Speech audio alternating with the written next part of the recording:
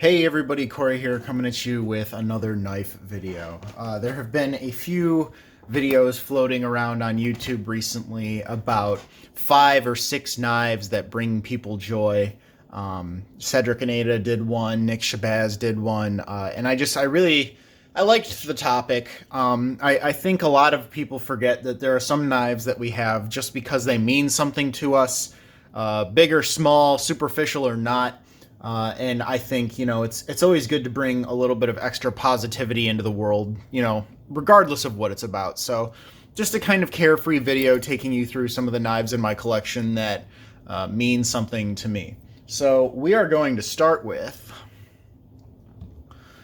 this brick.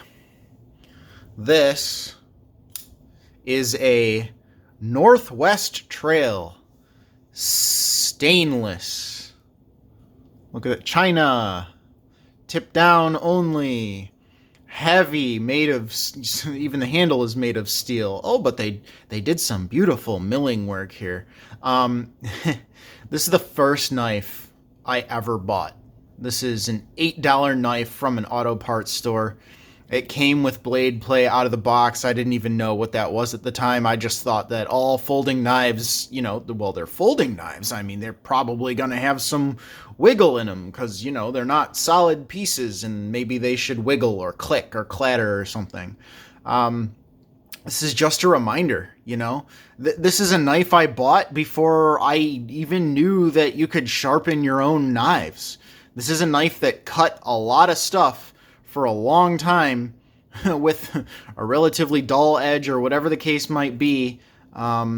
It was the first knife. This is literally the first knife I ever bought myself. Look at those flush screws though. How about that, huh? Flush screws, skeletonization that follows through the scales and the liner. Oh, by the way, look at that. Look at that smooth Teflon washer action. Well, look at this little thing right here. Oh, did I miss it? You can front flip. There we go. You can front flip this bad boy. Of course, I'm kind of joking here, but I'm kind of not.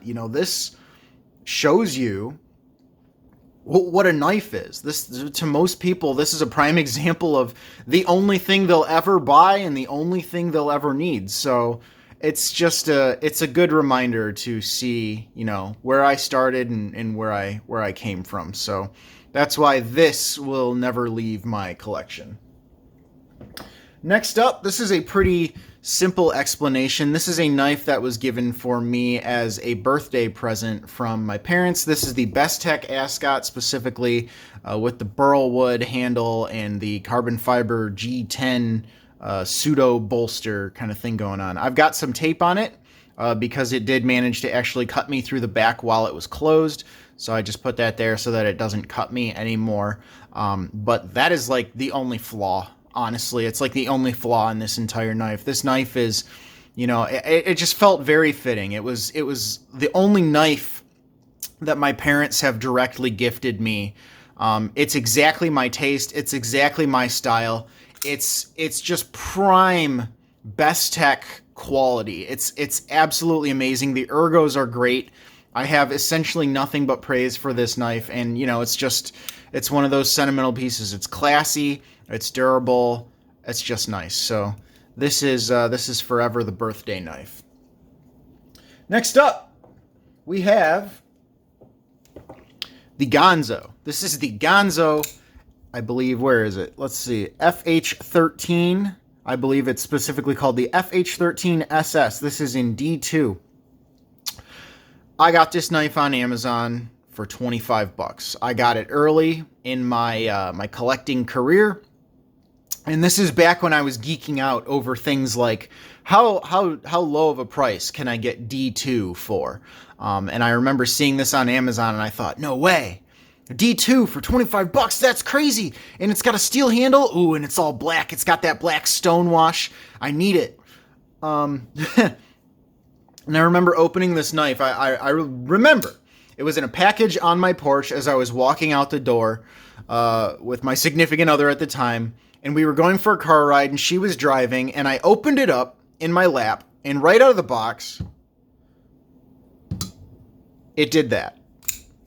right out of the box, just like it does now. This knife had one of the best actions I'd ever seen on a knife up to that point. And honestly, it's got one of the best actions I've ever seen on a knife up to this point. It is smooth.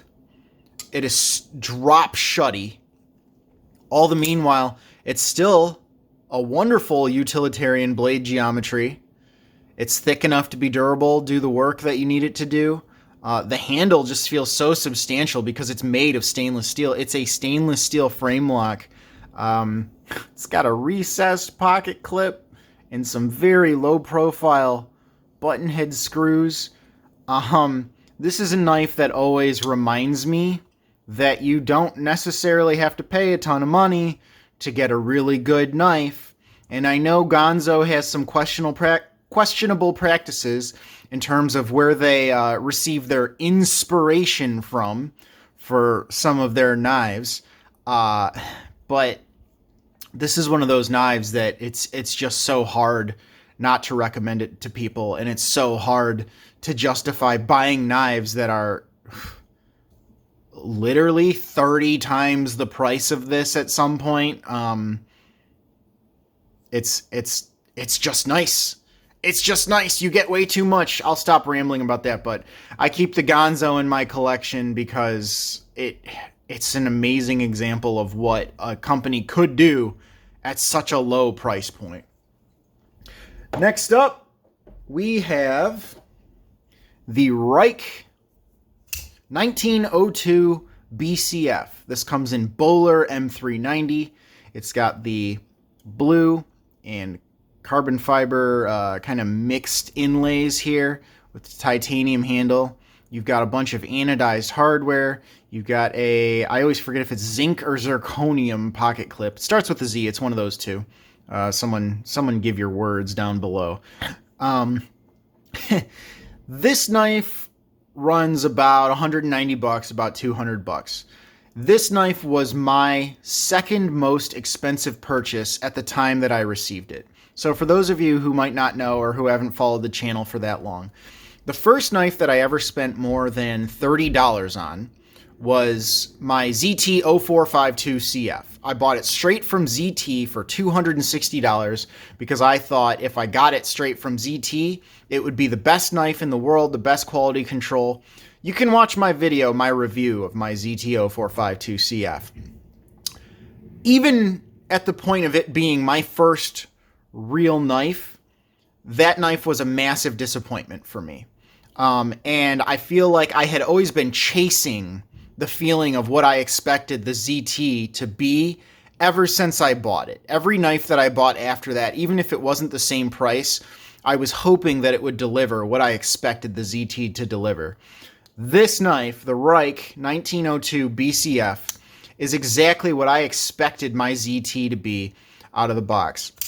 It has an amazing glassy action. It has great ergonomics. It's made of quality materials. The fit and finish on this thing are just absolutely insane. And oh, by the way, it's even a little bit flashier than the ZT was. And oh, by the way, many would argue that the blade steel is a higher quality blade steel. This is one of the knives that brought me back to the world of knives around the $200 plus price range. This is a knife that showed me, you know what? Sometimes you do get what you pay for, and sometimes, you know, the dream can be real. This knife will never ever leave my collection. It's absolutely beautiful. It's absolutely great. And it is everything that I wanted the ZT to be. If this was the knife that I received when I got the ZT, I may have never continued with my knife collecting career or my YouTube career. I mean, this knife could have just ended it all for me because it could have been everything that I needed. So those are my words on the Reich 1902 BCF. Next up is a knife that I have not even reviewed yet. This is my custom Benchmade Mini Crooked River. I've got the G10 handle. I've got, you know, all black everything with the brass pivot collar. And the brass pivot collar is the only thing that's kind of giving this knife, you know, a little bit of pizzazz. We're moving everything over here. Oh, this knife. Again, I don't want to give too much away because I haven't reviewed it, but this was supposed to be the big kahuna. This was my only custom knife. This was about $300.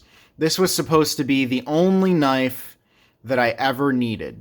And, you know, I'm not going to get too much into what well, you're seeing it now. What I don't want to get too much into without actually going into a review.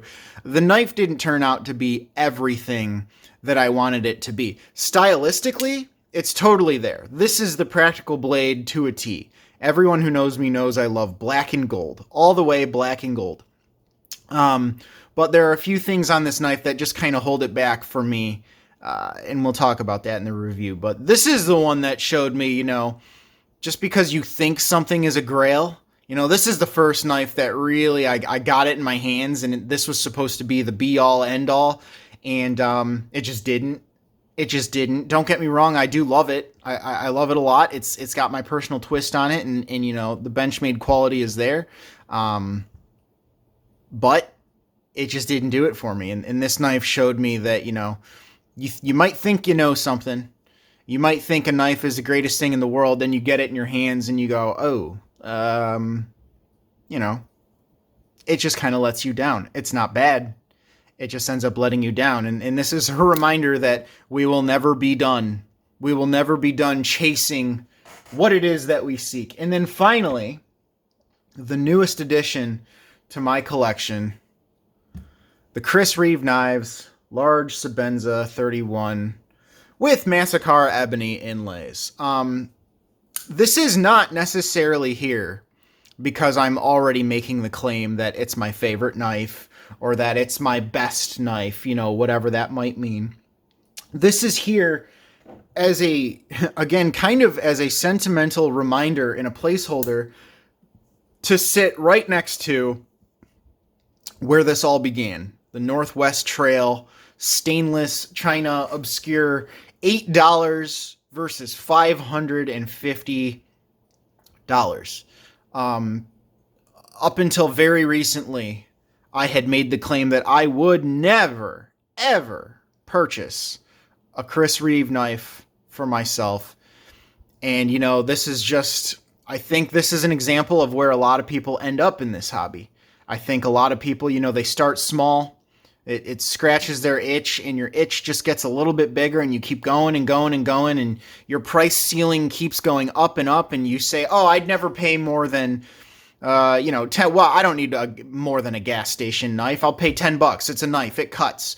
You know, and then you start watching some reviews, and people say, oh, but for $30, look at how much more knife you get. Look at how much more quality you get.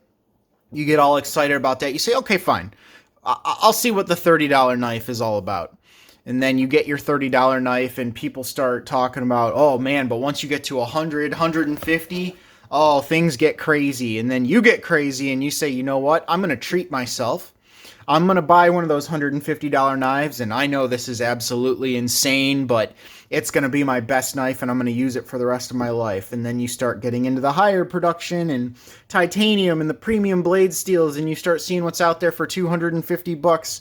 And then maybe if you're like me, you get to this weird point in your head where you've got a bunch of $200 knives laying around, and you say, wow, you know, I said I'd never pay $550 for a knife, and yet here I am holding all these knives that add up to much more than $550. And, you know, maybe you're looking at a $300 knife, and you say, well, gosh, I'm over halfway there. Is now the time that I give it a shot and I check it out? And, you know, that's basically how I got to where I was. You know, I was looking at higher and higher priced knives, and my budget moved from like, oh, 200 is my top, 250 is my top, 300 is my top. And, you know, I was looking at a couple of $300 knives recently, and I said, you know what? Am I going for quality or am I going for quantity? And, you know, I made the decision. I said, all right, it's time. I want to scratch this itch. So the Chris Reeve reminds me of, you know, where I started, where I ended up, and where I'm still going, because, about a week after I got this, I placed an order for a custom Sebenza. we don't need to talk about that right now. But hope you guys found this entertaining. And, honestly, I don't know if you have the means or if you're interested at all, but I think this is a good thing that the knife community has going on YouTube right now. I would love to hear your opinions. I'd love to hear your thoughts, and I'd love to hear your knife story if you have something like this in your head. So, hope you guys enjoyed. I will see you guys next time.